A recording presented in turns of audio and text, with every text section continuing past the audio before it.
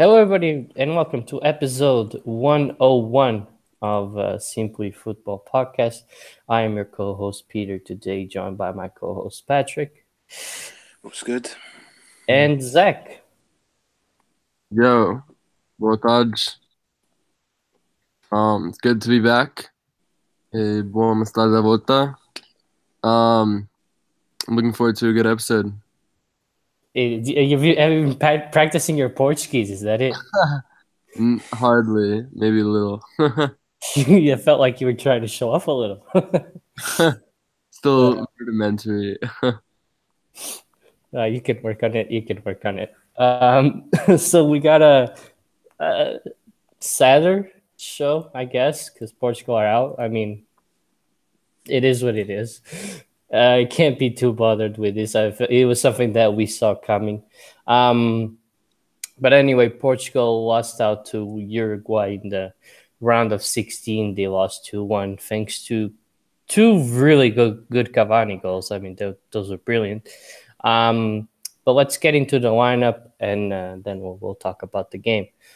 So, Patricio was in goal, Ricardo Pereira coming in for Cedric, Pep, Fonte, and Guerreiro across the back, Bernardo Silva, Adrian Silva, William Carvalho, and João Mário in the midfield, with the front two of Ronaldo and Guedes. And since Zach's the guest, I'll give the guest the honors to talk about the game. Just what did you think of this Portugal performance and Uruguay too? Right. I think sort of expected that game plan from Uruguay, expected that game plan from Portugal. So no surprises there, honestly. It was a good game. Portugal definitely surprised me a little. But I think that it was Portugal. I would definitely expect more from that. But I think that Bernardo was superb for me. Bernardo for me was probably the best of the entire game for Portugal.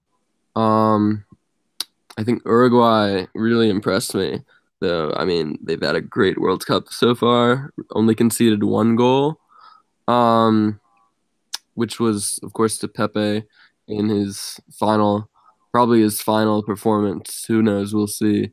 In a World Cup, and I think that it was this is probably the end of the cycle.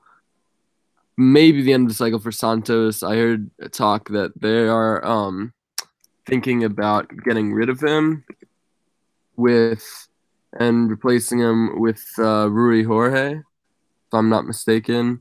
Which could be interesting because I do think that Santos has done a great job in terms of getting the most out of this current generation, but they definitely need someone to probably harness their creative talents.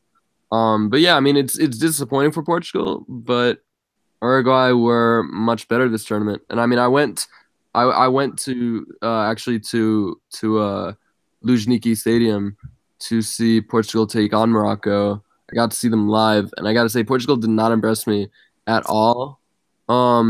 Decent defending, but just throughout the tournament, they never really got it together. I thought that, while watching them, I think the hope was that Portugal would kind of pull a Euro 2016, where they were terrible throughout the group stage, and then they just somehow got it together in the knockout round, but that really didn't happen. And I mean, Uruguay are so unforgiving. If you blink, they'll beat you there. And I mean, that we saw one great goal with link up between Edinson Cavani and Luis Suarez. Another superb goal from Cavani. Really can't think of anybody. I thought that William did well, actually. I thought that William had actually a very. He was one of Portugal's better performers for me in this World Cup. And we're gonna go into the autopsy of their tournament throughout this episode. But I thought that William shook a lot of doubters off him, as he always does when playing for Portugal, honestly. But I thought that Bernardo was also pretty good. I can't complain about Bernardo's performance against Uruguay. I can complain about it pretty much everybody else, but not Bernardo. I tend to agree. I felt that if Portugal played the final 15 minutes, like they played the final 15 minutes, the whole 90 minutes, they would have won because they let Bernardo just handle the football and say, "Hey, you go do what you do best." And we had a couple chances, nothing too major, but we were definitely being the better side and moving the ball faster, which I felt was the issue again, right, Patrick? It was just very slow paced football. Yeah, that's the thing. I mean, we've spoken about this before in the episode, how certainly Santos is a manager who's geared more towards defensive stability, and with Portugal not being the strongest, that's something that he felt obviously required a little more attention than usual. And if we're judging Portugal defensively, overall certainly Portugal look very good at the back, but it's that going forward, the links just simply aren't there, and it's a shame that they aren't there because obviously we have a top player in Cristiano Ronaldo who probably has just seen his last World Cup, and we've got lots of other very interesting players dotted around him like Gedge and Bernardo Silva, Bruno Fernandes, Gelson, and so on. So it's a shame that we haven't really been able to patch anything together up top.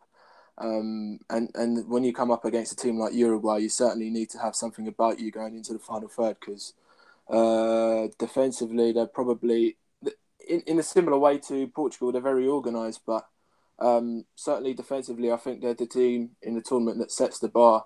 And going forwards themselves, they've got something that works in Cavani and Suarez, who work really well off each other, and they've got some interesting midfielders as well in Bentancur and Torreira.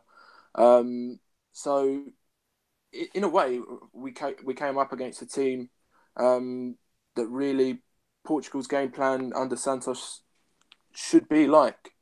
We expect Portugal to be playing at their top game and to aspire to win the World Cup. I think they should.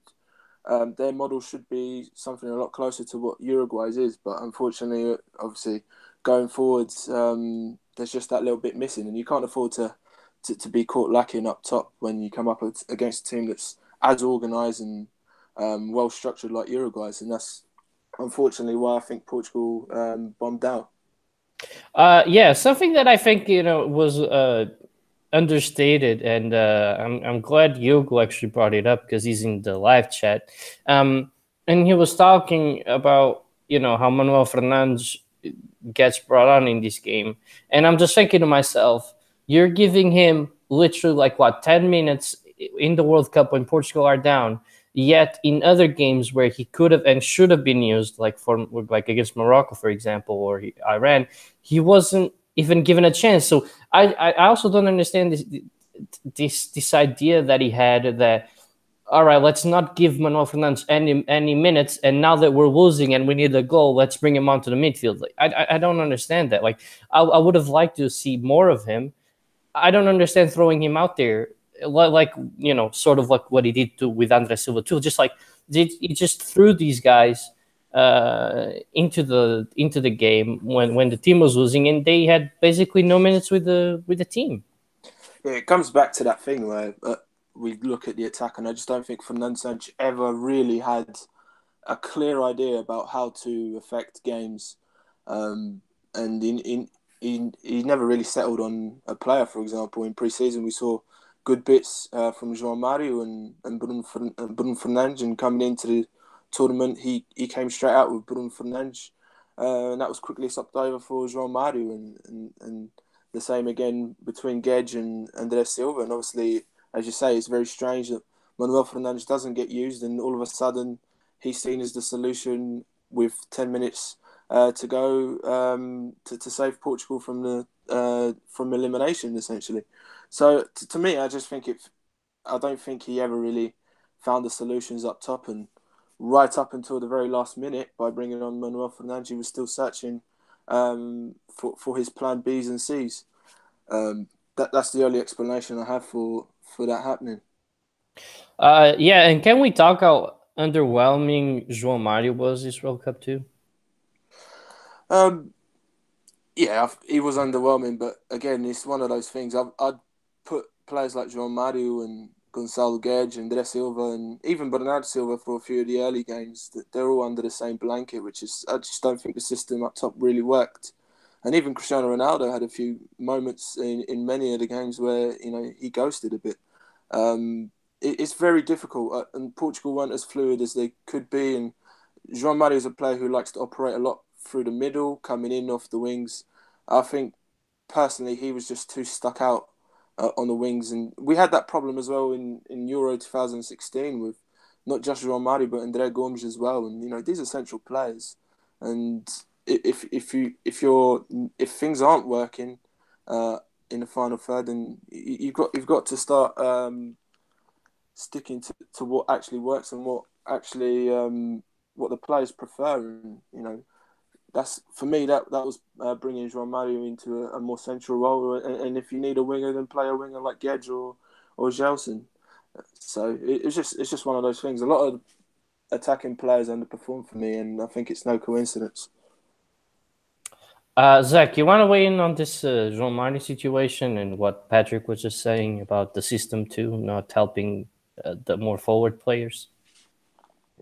I mean, I think that certainly the system didn't help the more forward players, but I still think that while Santos does deserve some blame, a lot of it, if you will, I think that the players deserve a lot of blame, and namely João Mario, who's gotten a ton of chances in both qualifiers, friendlies, and World Cup games.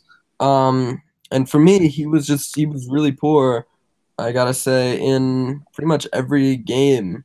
Honestly, I really don't know why he played so much. And I think even despite the underwhelming tournament that he had, I would have preferred Gonçalo Guedes on the left. Um, just for his, he's done well there. Um, for Valencia, I think that João Mario. I don't really know what's his best position. I don't really know why he's rated so highly. It seems to me like all he does is just sweat. I mean, I think that even though, look, for me, Getch, he against Spain, we saw him kind of as a center forward, which didn't make much sense. But then again, I don't think that Ronaldo would have had as good of a performance if that was Ronaldo in like the 9 position instead of the left, which is where he was at. But yeah, I think that João Mario was disappointing, honestly. I mean, I thought that one, he cut inside a lot against Uruguay, which left Guerrero exposed. And I mean, we all know that Guerrero hasn't been having the best of form lately. A bit unfortunate, but I think that an informed Guerrero would have done better on so many 1v2s, which he was. But I mean, fact is, he was still left exposed by Mario cutting in, and I just was not a fan. I thought that one, Uruguay tried to pack the midfield, and as a result, and yet they still did so well and cutting across Portugal with on the wings. And I mean, they had a great defensive display. Don't get me wrong. I mean, Portugal shouldn't feel ashamed of losing to a team like Uruguay, but I think that there were a lot of things that could have been done better. And honestly, I think that this is Portugal have a lot of promise. Okay, they're in a very good position right now. They've got a lot of great talent coming through. They have a good team that Santos has left. I don't think Santos is going to lead them anymore with Rui Jorge coming on. But I got to say, I think that they have the right blueprint, and I want to see. I just don't think João Mario. He needs to just sit out for the next few games. I mean, Portugal needs to give different players more opportunities. I want to see Getch on the left. I'd like to see. I think Bruma would be nice to see Bruma on the left. So many different opportunities, so many different opportunities for different players. Portugal have so many talented players who could have really opened up this Uruguay side, and it just doesn't make for me. It doesn't really make sense to have João Mario there when he really isn't doing anything. So yeah, I mean, there are a lot of players on Portugal who deserve a lot of blame, and João Mario is certainly one of them. I just don't understand the lack of use of Gelson too. To me, it was some ridiculous options, and let's get to the striker position. Is we could go to several positions, but this one I think is the one that's causing the most talk around everybody. And while I seem to be in the minority here, the fact that I prefer to have Gage playing around with Ronaldo, and the reason why I prefer to have Gage is because I feel that he can be used in several positions during the game, and you're not forced to play a 4-4-2. You can easily go to a 4-3-3 and very very types of 4-3-3, not just the normal that we usually see. So it's just different, and I think that Andre Silva he did score a lot of goals in the qualifiers, but they were easy chances, and they were produced to him. Like, it wasn't anything they created. And I feel that Gage has the ability to create plays simply because he's also more physical and faster. I just don't know what Andre Silva can bring to the team, to be honest.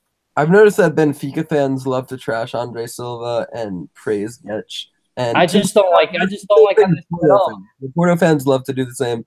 They love to do the opposite with Andre Silva and Gage. But I mean, I think that first of all, I mean, you can debate. I mean, it's not clear if this is Ronaldo's last World Cup.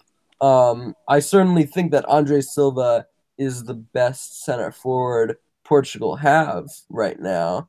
There might be other ones to come through in the next cycle. We'll see.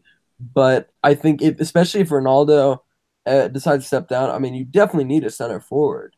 So, and right now, that's got to be Silva. Hopefully they can produce someone, though.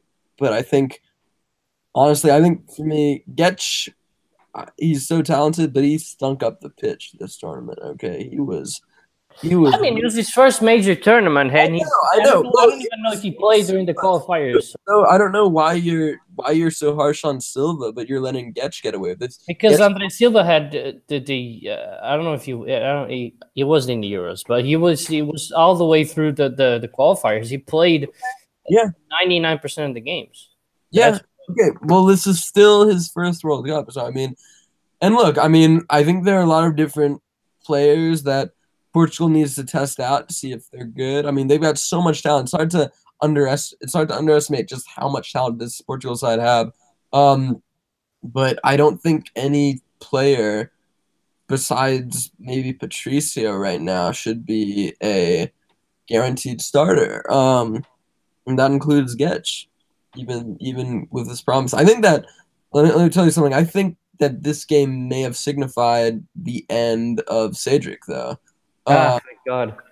Because for me, Ricardo, while he didn't have the best game, I don't think Bernardo would have had as good of a game if Cedric was playing instead of Ricardo. Because for me, Ricardo overlapping really helped Bernardo shift in and create some danger.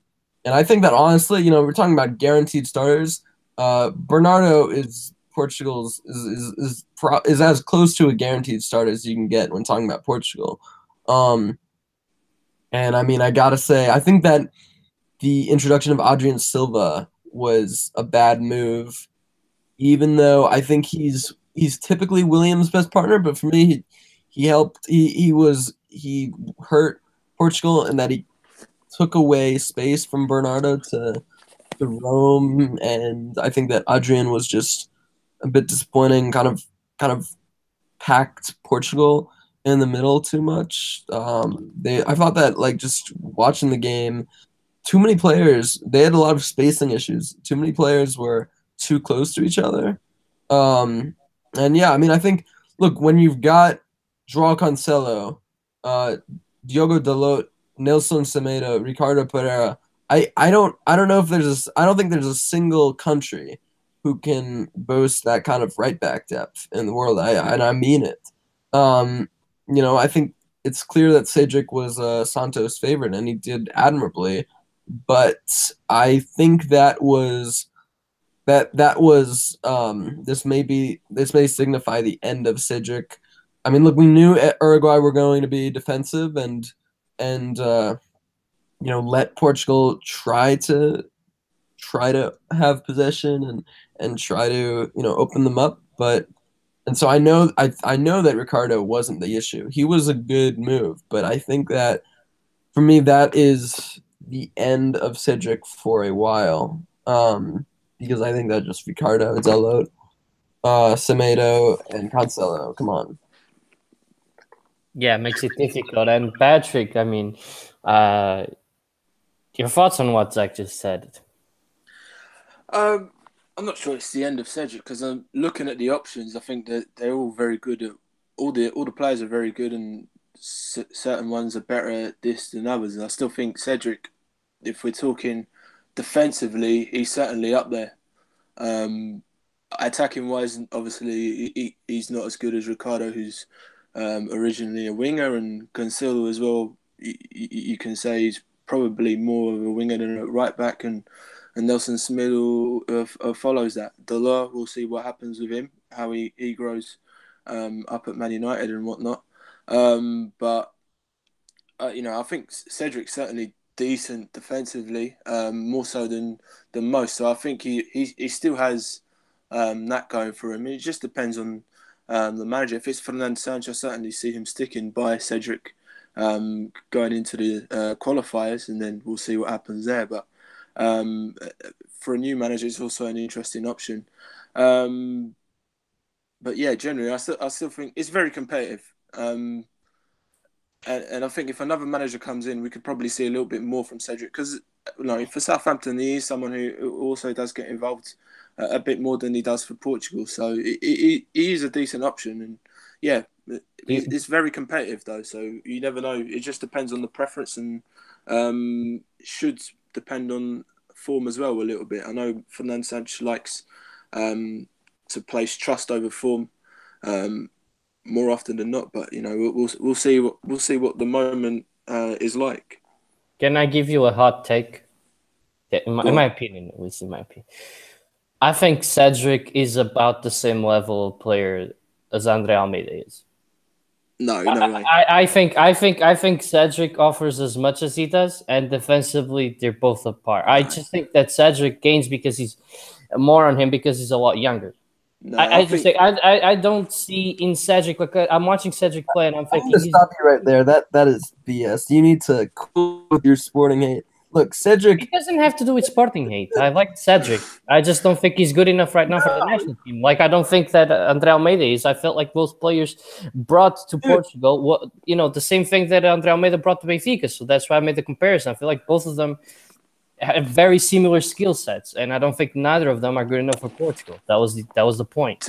To me, if I'm looking at Cedric and for example looking at the league that he's in, I think Cedric is a decent right back who belongs at a club like Southampton, downwards to mid-table. Whereas if you put Andre Almeida in the same position, I think Andre Almeida in the Premier League is a right back that's really looking at a team that's around 15th, 16th.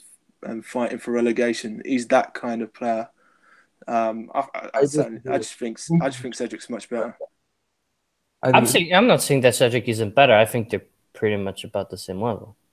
But I think he's a championship. I mean, look, Almeida is a solid player, but I don't even think he'll start next season. I think Abuehi will start. I hope not, but it's just the thing, though. What does Cedric have? What does Cedric have that's better than Almeida, though? To make this squad, I feel like. I mean, look, I don't want to base my entire opinion on Cedric after just the Euro 2016, but he was phenomenal in the Euro 2016. And he's been quality for Southampton, been quality for, and I think that he could definitely get a new move. I don't know.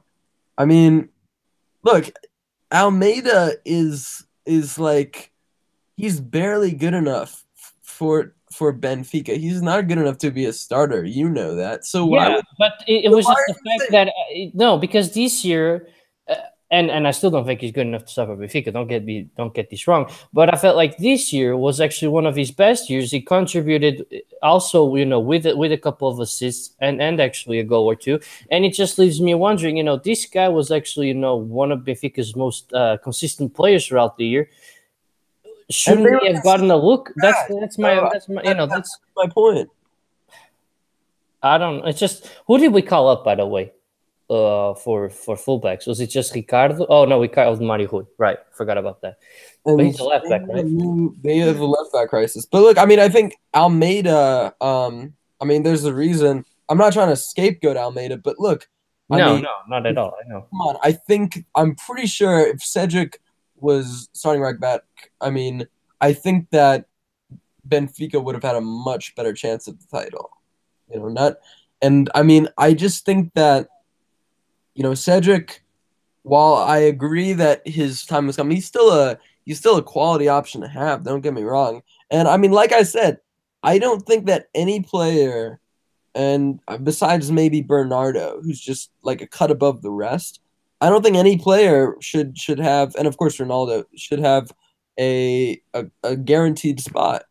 And that includes the right back. So I mean, look, if you try out Nelson Semedo for a few games, and if you try out Delote and Cancelo and whatnot, and decide to go back to Cedric, that's fine. I mean, I believe in a meritocracy when it comes to Portugal. They have so much talent, and I just think that everybody deserves a chance to just show. You know? Yeah, no, I get it. It was just something that it was just something that I felt while I was watching the game, so that's why I brought it up. I mean, I'm not trying to question that Cedric is better. I'm just, I it's just the point of how much better that was the idea. You could argue. I think that. Well, I think Fonte's time is definitely done. I'm not sure if Ruben Diaz would have been better, just because I'm not sure if he's ready yet, but I think that they need to blood in Diaz because I mean, he's really the only decent top decent decent prompt young center back Portugal have. I mean, Ruben Semedo is playing Grand Theft Auto in real life, and like all these other guys are not developing. Diaz is really the future. I mean, until they get someone else, just I mean, you got some other guys coming through, just not at the level. Paulo Oliveira, Edgar Ye, but Ruben Diaz, Viz at Valencia. huh? Ruben Viz at Valencia. Oh yeah, Viviso had some bad spells, didn't he? I think he's finally.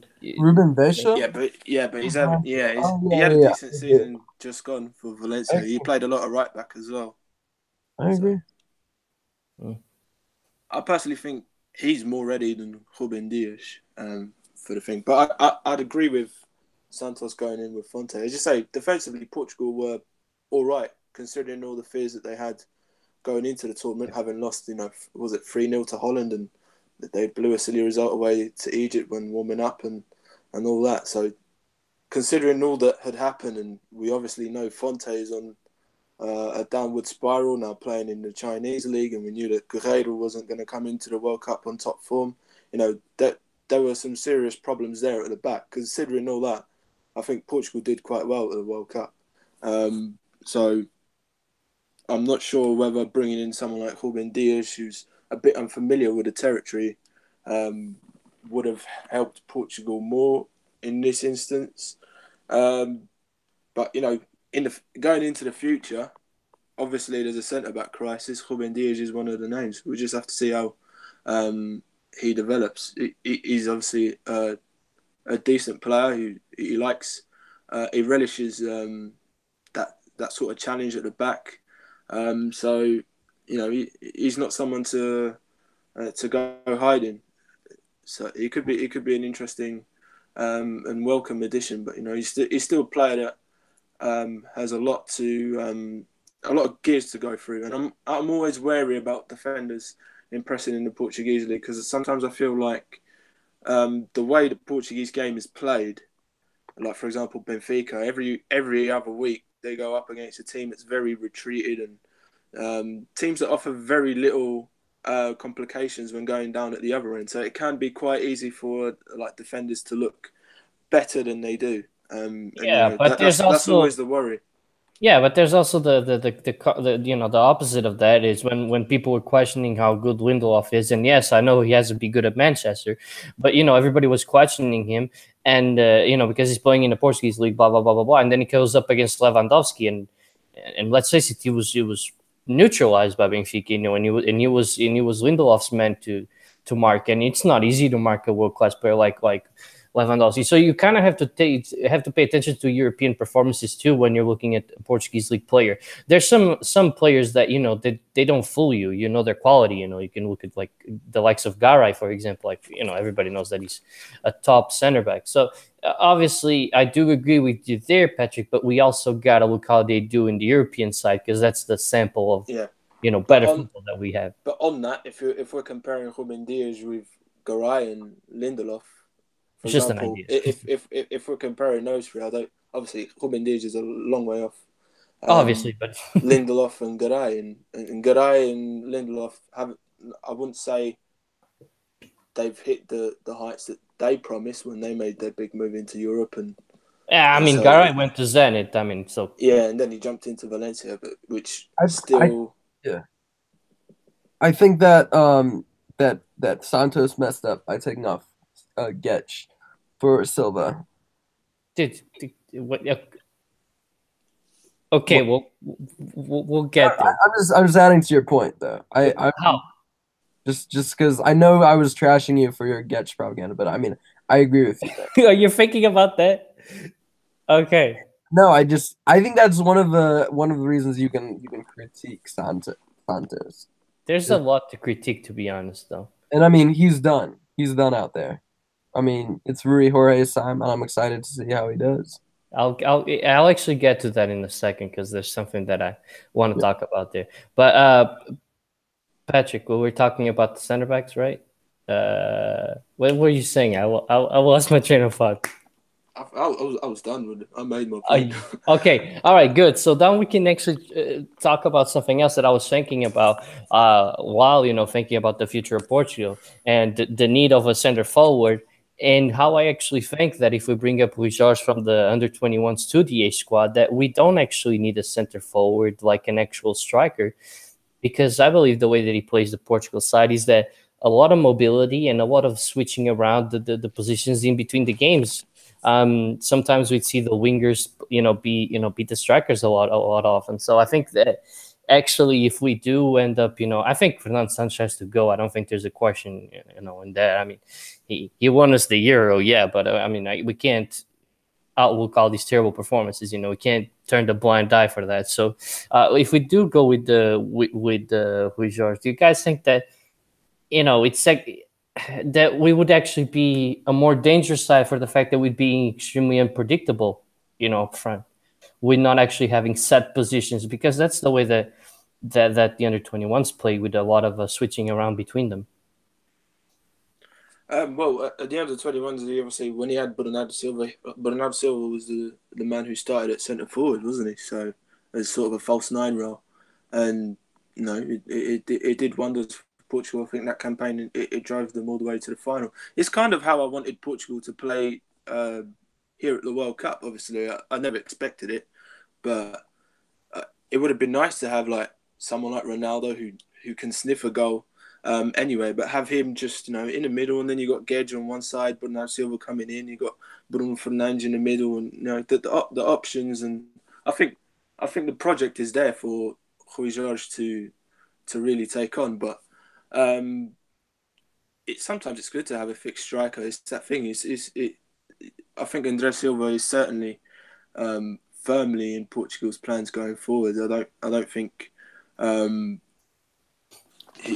he's someone to be like twist your nose at. I think he's a very good centre forward, and he could well lead the attack. It's just about getting that mobility and creating those links around him. Because on this debate between, for example, Gedge and André Silva, it's that thing that we were talking about. If there's no if there's no method to how you attack, and for example, I think the problem with Portugal is sometimes we just didn't get the ball forward quick enough. What's a striker like André Silva going to do if the ball doesn't reach him? There's very little he can do, and he suffered a lot during this campaign whenever he had the opportunity to play. Gedge as well was the same thing. So it's an endless loop, really. I was more in the sense I was trying to actually defend that more in the sense where since the team would be more unpredictable. I mean, you could also have André Silva, yes, but you're not actually forced to one actual style of play, and that could actually benefit André in a way because he would be able to show up in different areas of the pitch where you wouldn't expect him to be. I'm talking about inside or just outside the box, by the way. With all the mobility there, if you have for example, if you have the right winger crossing the ball to the left winger that's actually near post, you could have André show up like far post and have those other, or just outside the area or just outside the box for a shot or something like that. So I just feel that if we have somebody else, like Rui Jorge, that would actually benefit just everyone because of how obviously this takes a lot of work. But I'm basically talking like Man City play, that style of play, where of course it'd be nice.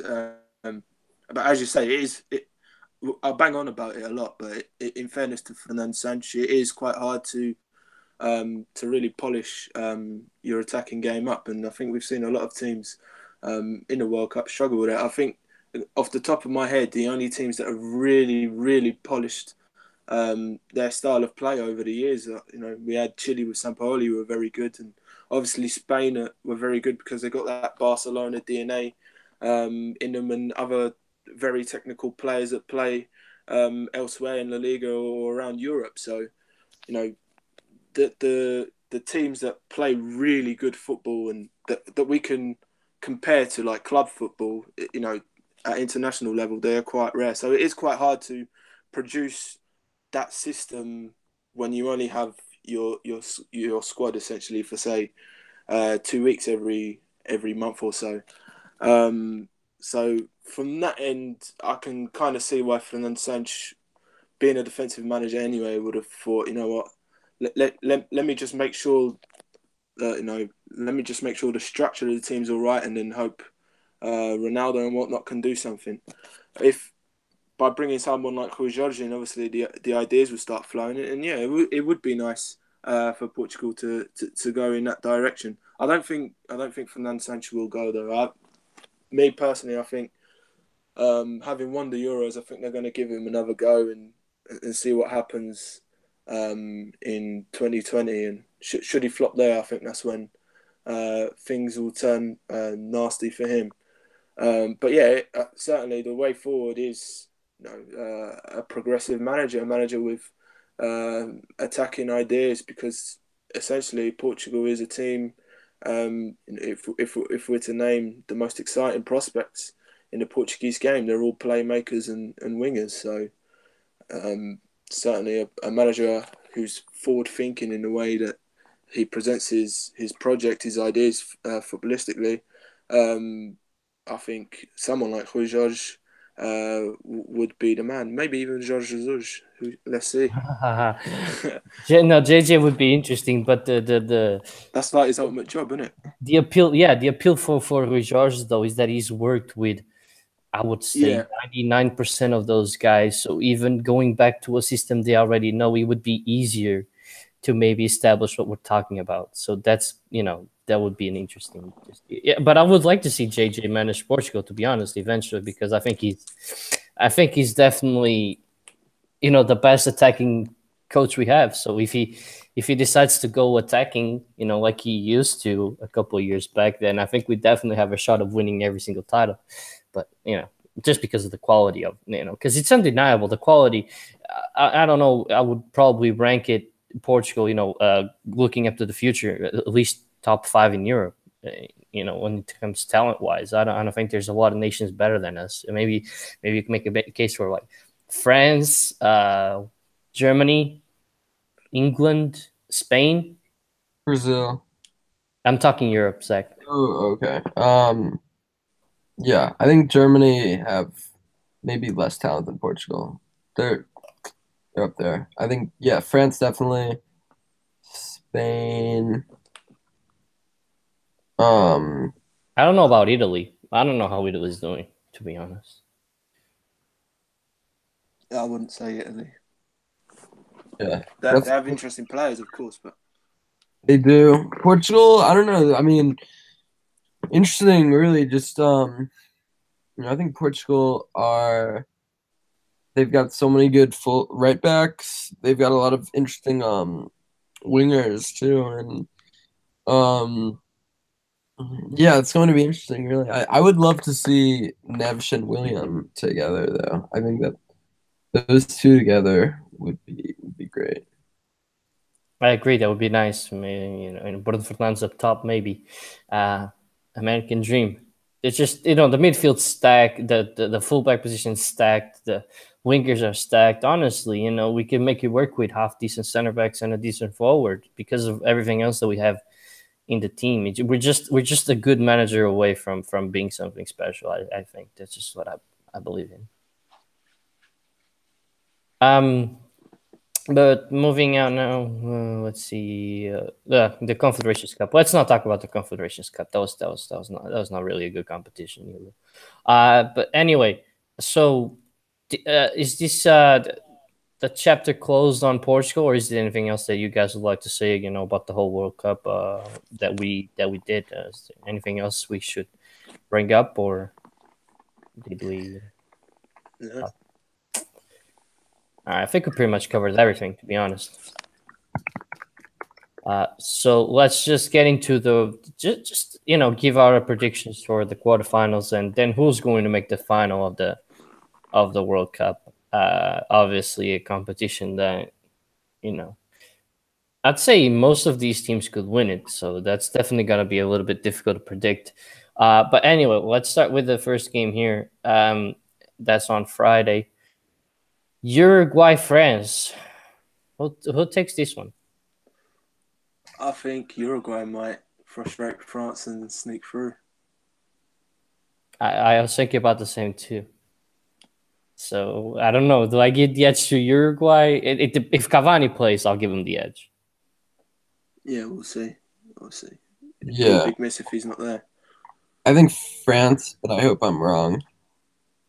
Um, yeah, it's definitely tough, but I think yeah, France just have the talent. Gonna be interesting though with Matuidi out. See what Deschamps does there. I But think yeah, he's gonna play Fekir or maybe Tolisso. I don't know.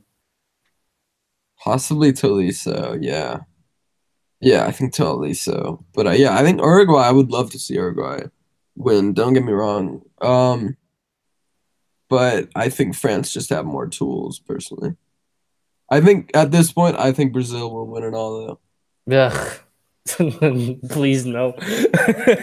Okay, well, we already know that you're predicting Brazil to beat Belgium. Then, but what about you, Patrick?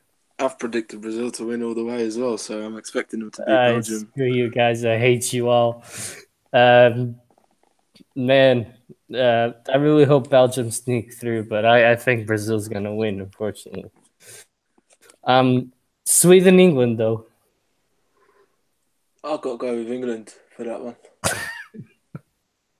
I pray Sweden win on penalties, but it's going to be tough. I thought England really disappointing against Belgium and Colombia, but not not many people impressed me, honestly. I thought the defense was good. Um, People are just overrating that England performance. I mean, fact is, this England team. I mean, they were playing a Colombia team without their best player. I think that many people would even argue that Colombia are a one-man team at times with James. So, I mean, and even with that being in consideration, I just don't think they created much. Um, I mean, it's clear that Colombia is set up to to absorb pressure with Barrios, Lerma, and Sanchez in the middle. But yeah, I mean, I think that it was interesting. I think that Sweden could definitely grind them to a draw because I just think that I mean grind them into extra time, maybe even penalties. I think that England are desperately lacking in creative midfielders. I think that that was a big reason why they, failed to really get a grip on the game. Henderson was okay today. Um, I thought Ali was pretty poor as well. I'm interested to see if if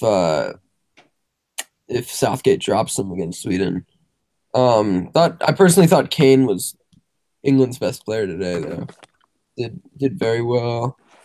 Um, and yeah, I think yeah, I don't know how you can criticize that Kane performance was very good in both penalties and just in the game. But yeah, I think it's interesting. I mean, everybody has counted Sweden out against what Holland, Italy, Germany, and Switzerland, but they're still here. So I would love to see it happen, but I think England will probably do it.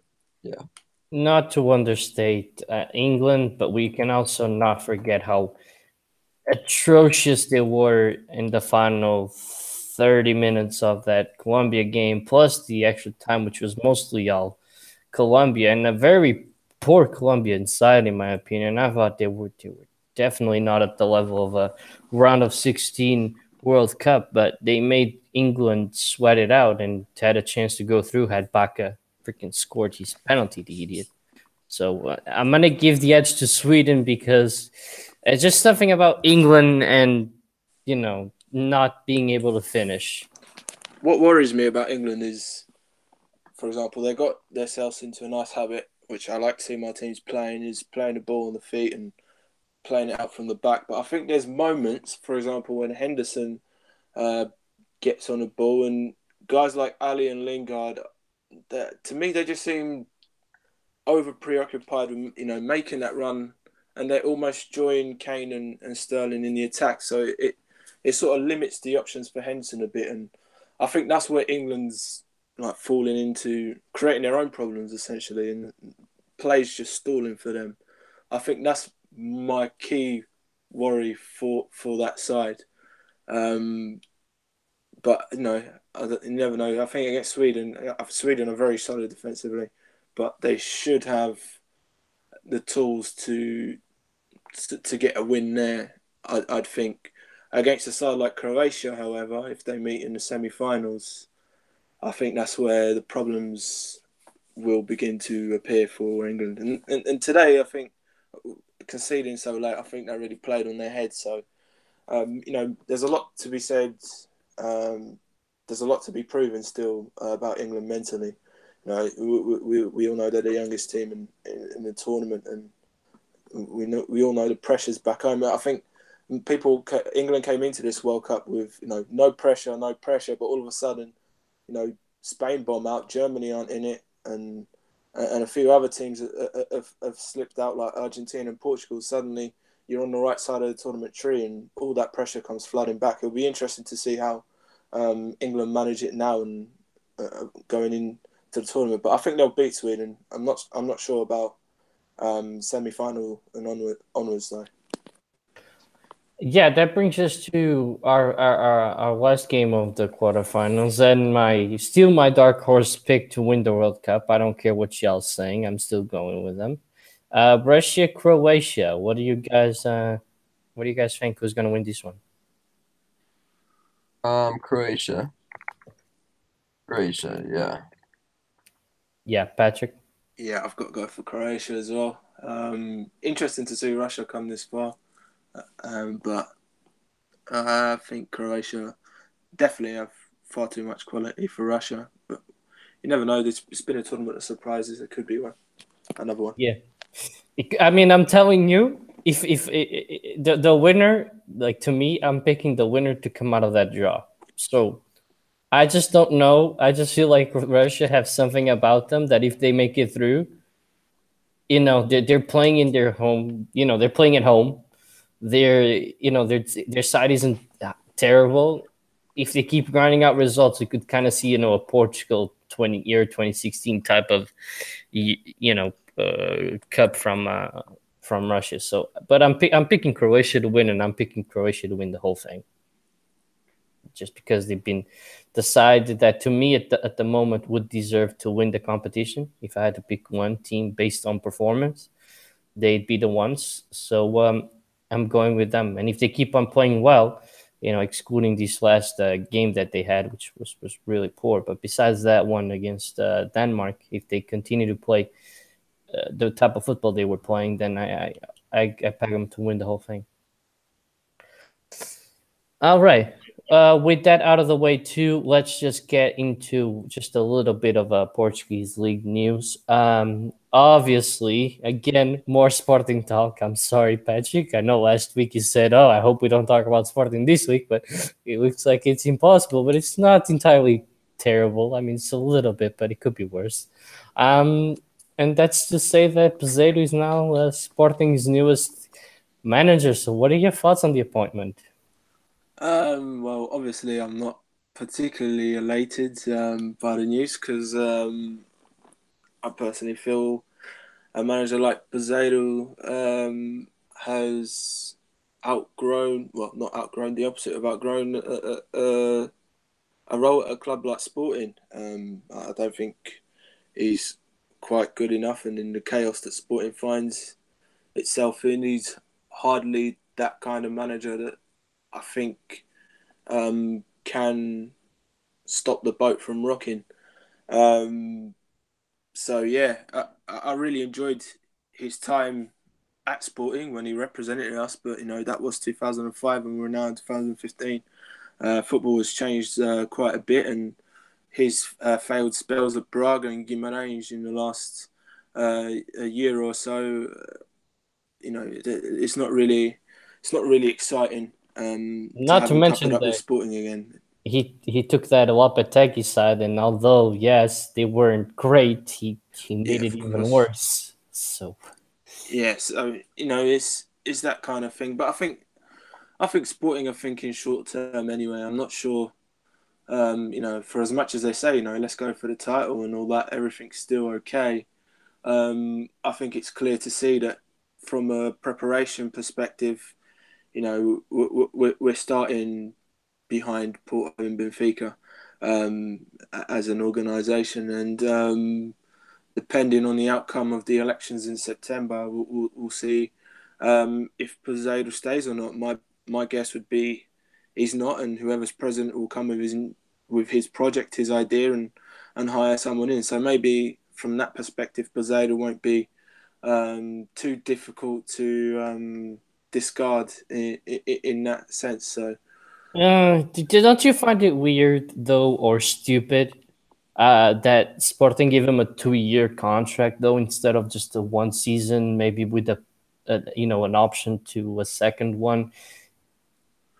Yeah, definitely, because not only do I not believe he'll be there for that long, but obviously once a new president comes in, he's got new ideas, and he wants to undertake those plans that he has, and everything. It seems obvious that whoever comes in might want to get a new manager in. It's September as well, so depending on what Peseiro does, if he doesn't start the season well, it's still very early days, and one decision could revolutionise your season. So I think it's very likely that he might go once there's a new president. So to give him 2 years, I don't know how much money he's on, but it's a bit messy, and that's it. Yeah, it's difficult. Zach, I don't know if you want to weigh in on this. I mean, the fact that Peseiro was brought on to replace Lopetegui halfway through the Porto season ended up putting Porto play a way worse football, finished in third, bottled the Taça Portugal final to Braga that year. Then he went on to Braga, had a terrible year, got sacked, I think in January, and then he took over Guimarães these past 6 months and didn't improve them at all. What do you make of this appointment for Sporting? I don't see any sense to it. Yeah, I think that this is for me. I think Mihajlovic would have been better. I mean, I just don't see much, and I don't know what will happen with that. The Mihajlovic situation. I'm pretty sure he's gonna get his cut. I can't. He's not gonna leave for free. So we'll have to see what happens with that. But yeah, I don't like the Pissarro move. Pissarro. I don't know what he's done to kind of. I mean, he's coached a lot of teams, and yeah, I mean, I don't really like the move. Certainly a downgrade from Jorge Jesus. Um, but I of course, what's most important now with Portugal being out of the World Cup is just seeing how they manage their players. See if um if William and Gelshon and co come back, or if they're actually going to go for free. Because I believe right now the only player who is actually left and like who has no chance of coming back is Rui Patricio. Um, but yeah, I mean, he did well in his first spell at Sporting, I believe. Mm-hmm. Um, but yeah, I don't like it at all. I don't think it's just honestly, I think that Sporting showed a lot of promise this at the start of the season. Like they honestly could have won it, but they of course bottled it at the end of the season. But yeah, I think that it's um it's a disappointing move. I think that Sporting will. This is going to be another mediocre season for them. I think they will, at best, finish third. Um, but I could definitely see them finishing behind Braga, honestly. This is this is a really this is not a good signing at all. But I think he'll be gone by the summer. I don't know who would replace him. I mean, certainly not Jorge Jesus. But yeah, Pichero is honestly just a bad appointment. Sporting are definitely not getting a Champions League spot next season. I mean, they're going to get either third or fourth. And honestly, there are a lot of good coaches available. Even if you're going to fire Mihajlovic, at least get an upgrade, okay? There are a lot of coaches out there who are available who I'm sure would at least consider a move. But the fact is, I mean, this is a really disappointing appointment for Sporting. And yeah, third, fourth place inbound next season. They won't do anything. They'll do absolutely nothing. People thought that the storm was gone, but it's just begun. Honestly, I mean, Sporting doing more crazy Sporting stuff. Um, this is like this is honestly one of the like most underwhelming appointments they could have made. And I get that. Look, it's hard to find someone who will join this. Sporting are in total pandemonium right now, but I still think that they could have done better. Yeah. I think they could have maybe I don't know if this is legal, but assuming it's legal, they could have maybe persuaded somebody like we were talking about, with Rui George or something, but input a clause where he wouldn't be able to get sacked or something, that he'll be safe at the club for at least like 2 years or something like that. Because if you just give somebody the trust that you're gonna be stable, that you're gonna have time to work, I think more people would have accepted that role. I just don't know that with everything going on that people wanted to take the risk. So maybe if they try to implement some kind of clause in that sense, it would have been easier. Uh, I think Pazir's appointment is ridiculous, and I mean, but I just think it's like what Patrick said. He should be an easy guy to get away from the job because I don't But think he's going to there fight are that. there are clubs that go about it the proper way, and just appoint someone who's an interim manager, and he knows when his time is up, it's up. Sporting could have just done that. Yeah, But but I mean, looking at the B team and the fact that I don't know if they got relegated or if they were at least close to being relegated. I don't know if you wanted to have that person take the realm of the club, though. yeah, but it didn't necessarily have to be the B team manager. There's other managers out there that are happy to work on that basis and perhaps impress, and then land a job for themselves. We see it every season. A lot of the times towards the end of the season, and sometimes those kind of appointments work out because you get the opportunity to come across hungry people who are keen to express and have good ideas and just don't get the opportunities to express them. So um, in sporting situation, it just makes sense to go for someone like that. I don't know if Pozzolo is sort of that idea, as you say, probably someone who you could probably get rid of quite easily anyway if the new president doesn't fancy him. But an interim manager just makes sense for the situation that Sporting are in. Yeah, I mean, let's not forget that Abel got that opportunity, as an interim manager at Braga, and look, now he's Exactly. probably one of the most talented Portuguese managers. So, I mean, Yeah. yeah, there's a fair point. But with that said, just moving on quickly from sport. No, wait, one more sporting thing. I don't know how these negotiations are working, so take everything with a grain of salt. But Sousa Sintra has apparently confirmed that Sporting are going to get 18 million for Rui Patricio.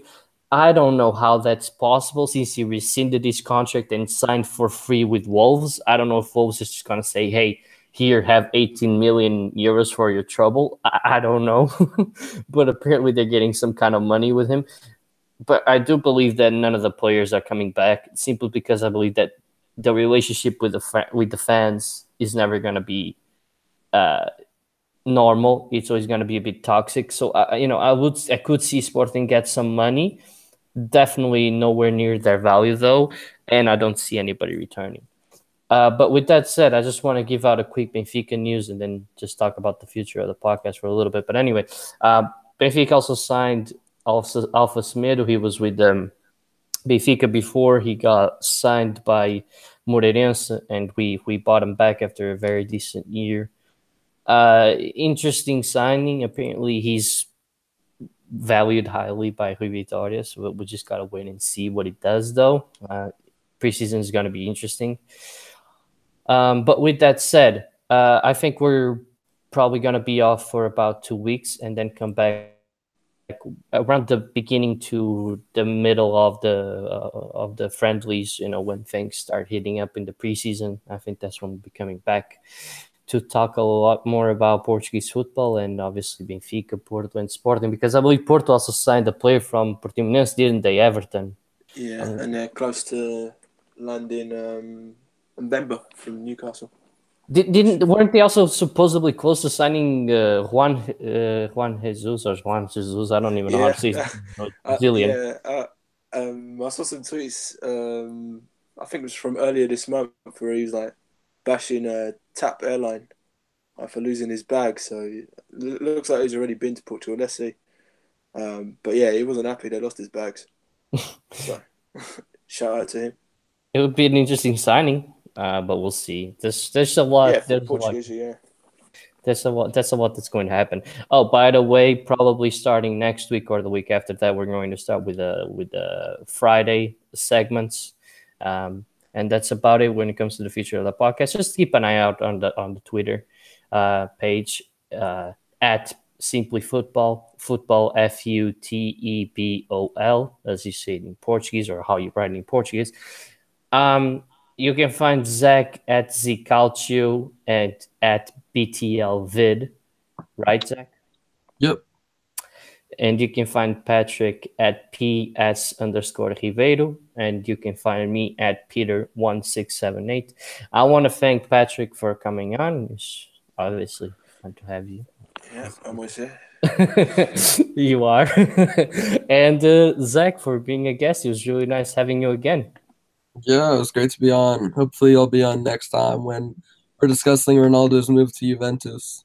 That's gonna be something that I think I'm going to give a couple of minutes, because it's definitely gonna be something interesting if it does happen. So definitely stay tuned for that. I'll bring you on for that one. That's a promise, right? But with that said, I'm your co-host Peter. That was Patrick. That was Zach. We'll be back in about 2 weeks' time. Keep an eye out on Twitter. Till then, see you guys. Bye bye.